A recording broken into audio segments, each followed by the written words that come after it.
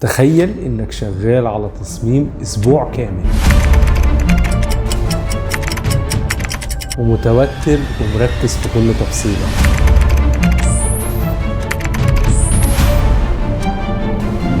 ولما الشغل يتبع تكتشف ان الالوان طلعت بايظه والعميل على اخره منك وكل مجهودك راح على الفاضي. وفي نفس الوقت مصمم تاني خلص 5 تصميمات سوشيال ميديا في ساعتين وجاب تفاعل رهيب وكله بيقول عليه ده راجل مبدع وعالمي. ساعتها هتسال نفسك هو انا في المكان الصح ولا مصمم المطبوعات خلاص راحت عليك؟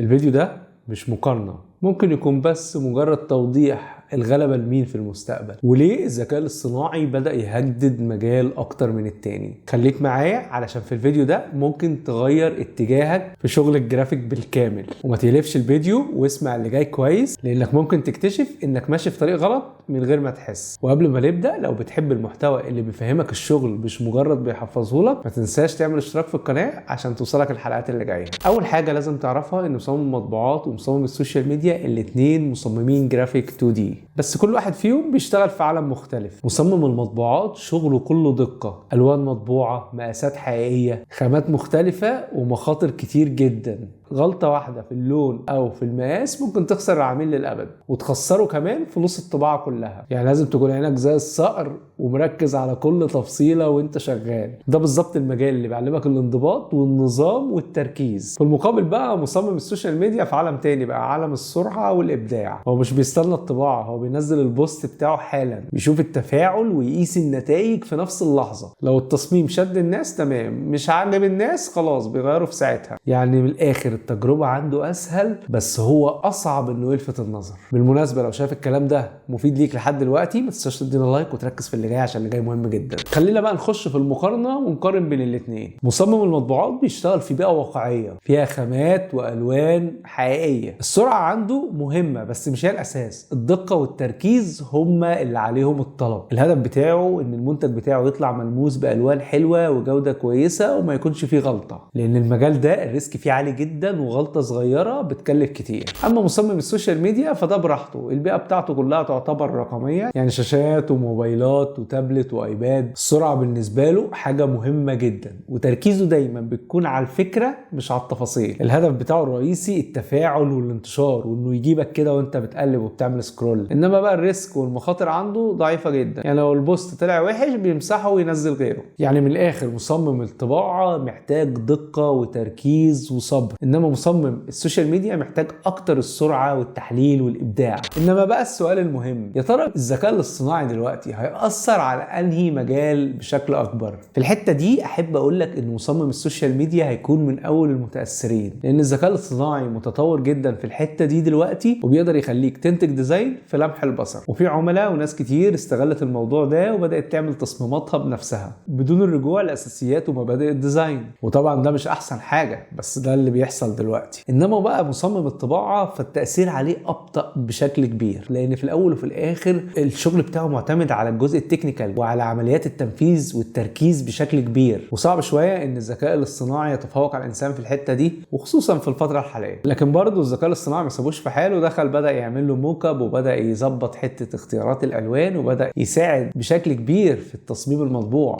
لحظة واحدة، اوعى تكون وصلت لحد هنا ولسه ما عملتش لايك، هنزعل مع بعض كده. دلوقتي بقى خلينا نتكلم عن نقاط القوة ونقاط الضعف لمصمم المطبوعات ومصمم السوشيال ميديا. بالنسبة لمصمم المطبوعات فهو عنده عين قوية جدا وتركيزه كبير جدا على التفاصيل، فاهم الألوان والدقة وأنظمة الطباعة. إنتاجه دايما بيكون مادي وملموس وده بيخليه يعيش كتير. لكن التطوير في مجاله أبطأ شوية والطلب عليه مش كتير قوي بس بحسابه، والسوق أكتر بيتجه للجزء الديجيتال. بس بشوف برضو إنه مصمم الطباعة بيبقى مميز وخصوصا في عصر الذكاء الاصطناعي بشكل قوي وفعال. مصمم السوشيال ميديا بقى الإبداع معاه أكتر وبيشوف نتيجة شغله في نفس الوقت وعنده فرص كتير بالنسبة لشغل الفريلانسر، وده برضو موجود لمصمم مطبوعات بس بيكون اكتر من مصمم السوشيال ميديا. بس خلي بالك مصمم السوشيال ميديا المنافسة بتاعته قوية جدا، والذكاء الاصطناعي مسيطر على السوق ده على الاخر، فلازم دايما يكون متابع الترند وعارف ايه اخر التطورات علشان يكون دايما سابق بخطوة. في الاخر سواء كنت مصمم سوشيال ميديا او مصمم مطبوعات، اهم حاجة تتعلم ازاي تطور من نفسك. استخدم دايما ادوات الذكاء الاصطناعي كمساعد ليك، ما تكونش بديل عنك. اللي هيكسب في المستقبل مش اللي مجاله اسهل، اللي هيكسب في المستقبل اللي هيكون مطلع ويتطور بسرعة ويعرف يتكيف مع الوضع الموجود.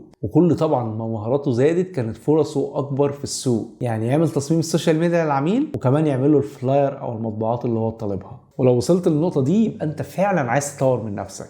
ولو عايز تطور من نفسك فعلا لازم تعمل لي لايك وسبسكرايب وتفعل زر الجرس عشان توصلك الحلقات الجديدة، لان الحلقات اللي جاية هتشتغل على تطويرك بشكل كبير. سواء بقى كان شغلك محتاج الابداع والسرعة او التركيز والدقة اكتر، فانت محتاج تطور من مهاراتك بشكل عام الفترة دي علشان تعرف بجد تقدم قيمة حقيقية وتفيد بيها عميلك، علشان يكون دايما عليك الطلب. اشتغل على نفسك وجرب كل حاجة، وخليك دايما مركز ان تصميمك يعيش سواء كان على ورق او على شاشة. في النهاية كان معاك احمد غزالي، ودي كانت دردشة هدفها في الاول او في الاخر اننا نفتح مخنا ونعرف ايه اللي جاي عشان نطور من نفسنا والسكينة ما تسرقناش. يا رب تكون الحلقة عجبتك، ويا رب اكون دايما عند حسن ظنك. ولو متفق معايا في الكلام اللي قلته في الحلقة يا ريت تكتب لي تحت في الكومنتات، ولو عندك رؤية مختلفة فبرضه تقدر توضحها. واتمنى لكم كلكم التوفيق، واستنوني الحلقة الجاية ان شاء الله. سلام.